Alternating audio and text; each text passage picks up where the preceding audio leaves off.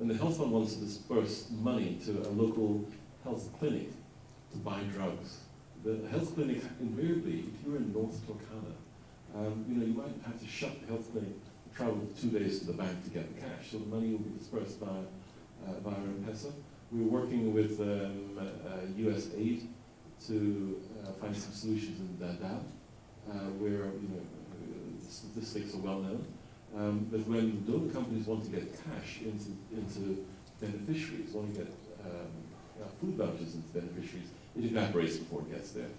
So we use things like M-Pesa to do that. So there's a whole host of things, and we are very much part of that whole UN. In fact, they drag me out from time to time, and we were privileged to have been invited to address the UN on what we're doing in partnerships, because we're actually a very good example, notwithstanding all the stuff that we talked about, our arrogance, but this is a reflection of how we are changing.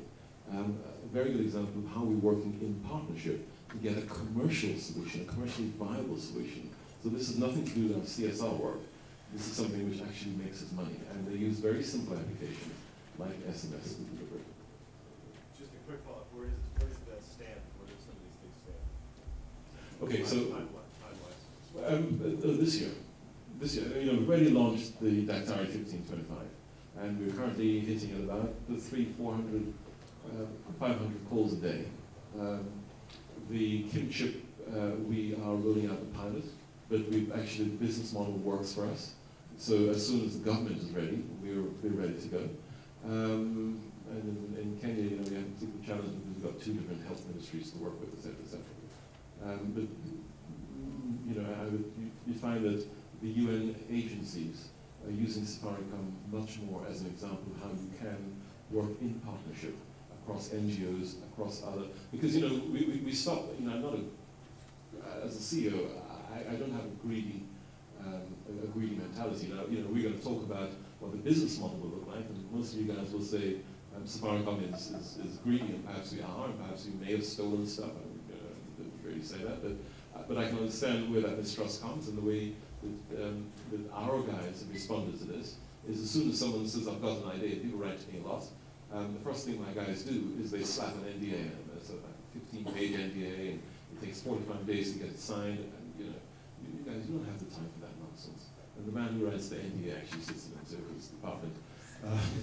When I realized this, because I encourage people to write to me, and again, I come back to Id, so he writes to me, he says, I've got an idea, I want to do this. And you just want to do it, and we have 3 simple words. One is speed, simplicity, and trust. And what you're saying is you don't trust us. And probably for very good reasons. We're a big ugly gorilla. We do not act with speed. I mean, you would not believe the rage that I get into when I discover that it takes 45 days to get an NDA prepared. Why isn't it just kind of photocopied and given to you? Simplicity. We're not a simple organization, but we're getting there. We're not going to get there this year. It'll take a while, which is why we have guys like Thibault and some of the other. So this is why I have the management team that I have now. This is my management team. I can make no excuses for any of them, and that is because we believe that we have to act with speed, with simplicity, and with trust. Because if you wait, the opportunity goes. Hi, my name is Angela, and I think I'd like to lately in the secondary select for person industry. And I have a marketing background, and I'd like to know, from a marketing perspective, you guys have an awesome infrastructure. And what will it take for us, or for me, to be able to have my app on a billboard on Wayaki Way saying, want to access, okay, let me use Bernard's Nico Hapa, or my pet project, Ufarisi, want to access it, use it through Safaricom. How can we piggyback off that awesome infrastructure you have? Or how can we partner with you to help market our products? Because it doesn't matter if we have the greatest app in the world if no one knows it exists. So how can we partner with you guys? I would really like us to become, in some time maybe after our time, I would really like us to become, like the Apple of this world, where we don't actually, we never, as Joker says, we're never going to hire you guys. You don't want to be hired by someone like us. But we want to be able to have access to the stuff that you've got. And also, we don't necessarily want to have it exclusively. You know, those days are gone. Now, we might want to have a little bit of an advantage. You might want to have a little bit of a first mover advantage. But we want to be much more open. And how do you get onto the billboard? Well, I think you have to make a successful app, right? And many of you will be preparing apps without really understanding the market very well. And these guys will tell you that, you know, I want to know before we make a decision on something, I want to know what is the customer insight that's leading to that.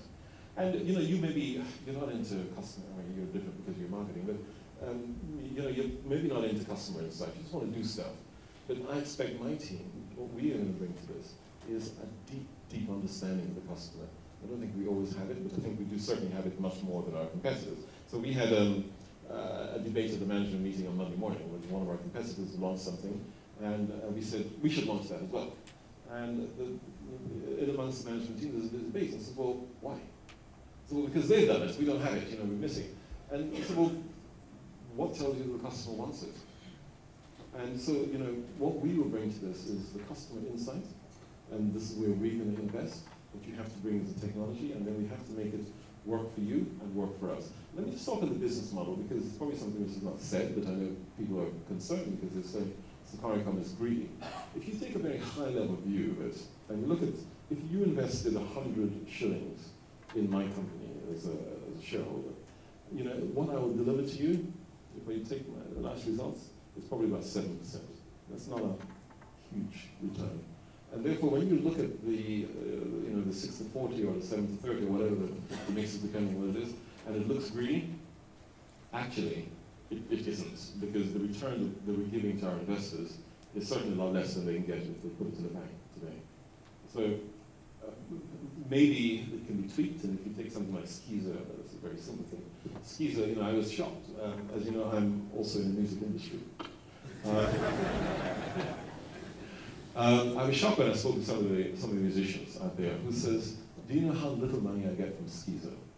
You know, it's measured in cents.